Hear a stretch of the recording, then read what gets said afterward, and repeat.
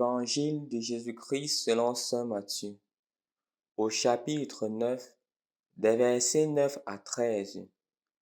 En ce temps-là, Jésus sortit de Capharnaüm et vit en passant un homme du nom de Matthieu, assis à son bureau de collecteur d'impôts. Il lui dit, « Suis-moi. » L'homme se leva et le suivit. Comme Jésus était à table à la maison, voici que beaucoup de publicains, c'est-à-dire des collecteurs d'impôts, et beaucoup de pécheurs vinrent prendre place avec lui et ses disciples. Voyant cela, les pharisiens disaient à ses disciples, « Pourquoi votre maître mange-t-il avec les publicains et les pécheurs ?» Jésus, qui avait entendu, déclara, « Ce ne sont pas les gens bien portants qui ont besoin du médecin, mais les malades. Allez apprendre ce que signifie « Je veux la miséricorde, non le sacrifice ». En effet, je ne suis pas venu appeler des justes, mais des pécheurs. Au nom du Père et du Fils et du Saint-Esprit. Amen. Loué soit Jésus-Christ. Chers frères et sœurs dans le Christ, nous célébrons aujourd'hui Saint Matthieu qui est appelé aussi par le nom de Lévi.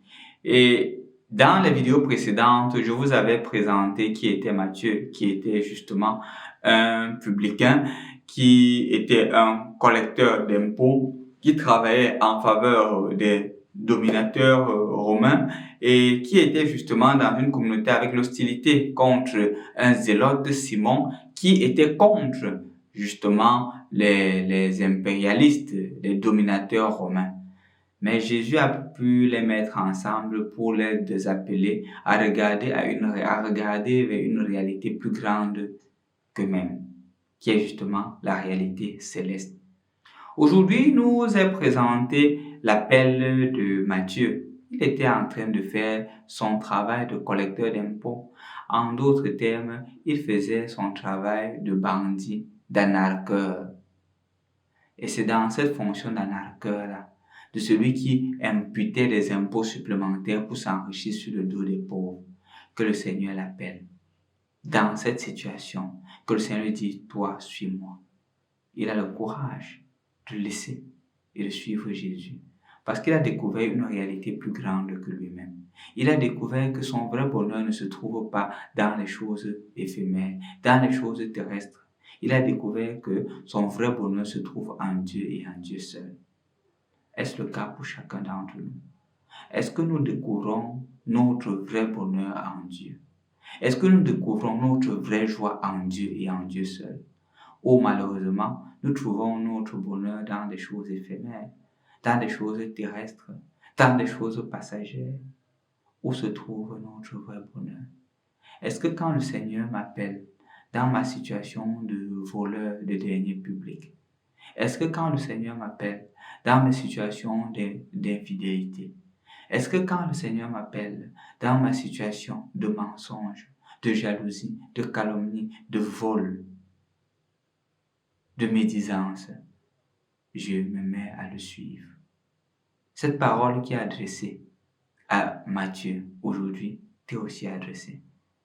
Le Seigneur renouvelle son appel. Toi, viens et suis-moi. Peut-être le Seigneur t'appelle aussi à quelque chose de plus grand.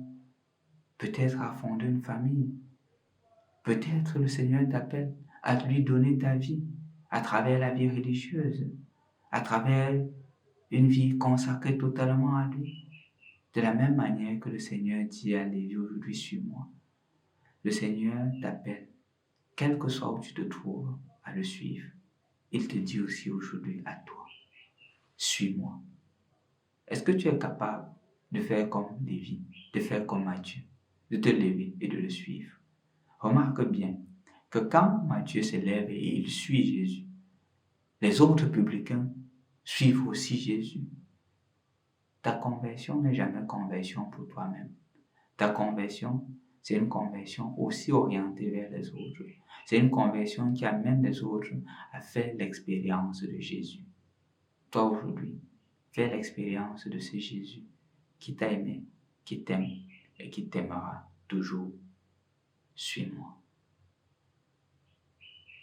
Au nom du Père et du Fils et du Saint-Esprit. Amen.